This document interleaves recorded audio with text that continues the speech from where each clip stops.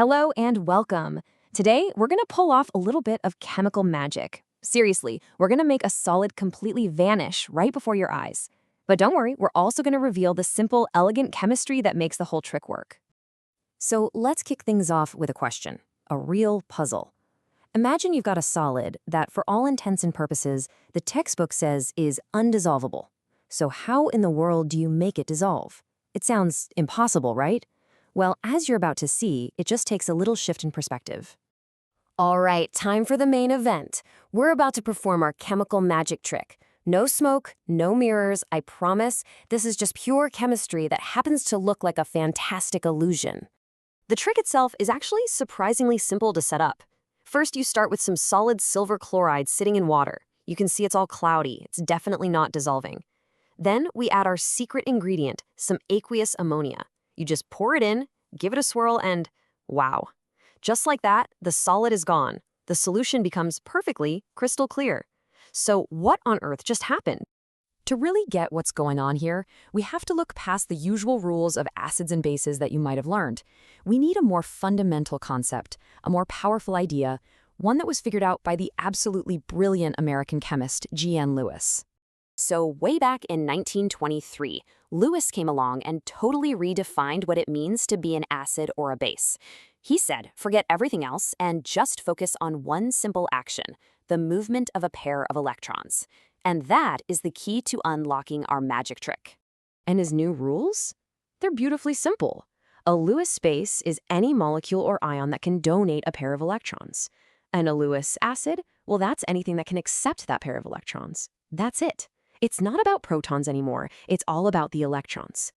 Now, when a Lewis base donates its electron pair to a Lewis acid, they form this really special kind of bond. It's called a coordinate covalent bond. The key thing to remember is that one atom brings both electrons to the party. It's kind of like a super generous chemical handshake. And the new molecule they form when they link up has a specific name, a Lewis acid-base adduct. That's simply the product of that electron pair donation. Okay, that's the theory. But let's look at a real-world example of how this actually works. You know, seeing it in action makes it all click into place. Here's a classic case. We've got boron trifluoride. The boron in the middle is electron poor. It's desperate for electrons, making it a perfect Lewis acid. Then you have a fluoride ion, which is electron-rich. It's got electrons to spare, making it a great Lewis base. They meet, the fluoride donates its electron pair, and bam! A new stable molecule is born. Now wait a minute. This should look pretty familiar, right? In this reaction, we've got a silver ion acting as the Lewis acid. It's ready and willing to accept electrons. And our ammonia molecule is the Lewis base. With a pair of electrons, it's happy to donate. This is exactly the chemistry that's powering our magic trick. Okay, we've got all the tools we need now.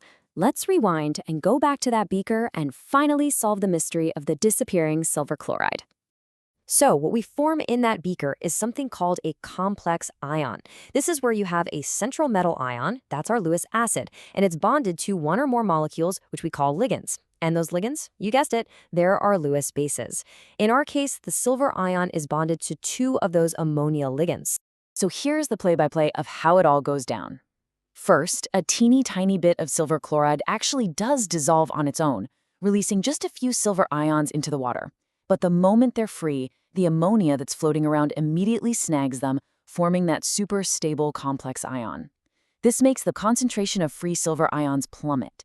The system wants to get back to equilibrium, so what does it do? It dissolves a little more solid silver chloride to replace them. And this cycle just keeps going and going until every last bit of the solid is gone. It's a brilliant little chain reaction.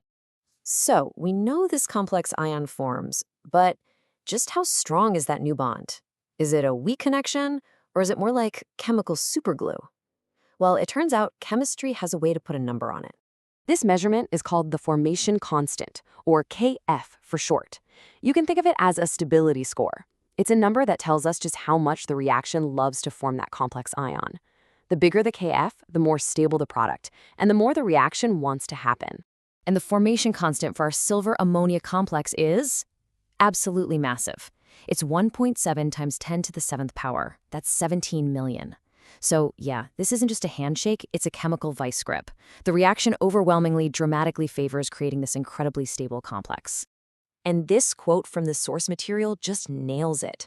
That huge Kf value means that as soon as a silver ion even thinks about becoming free, it is almost guaranteed to be snatched up by an ammonia molecule.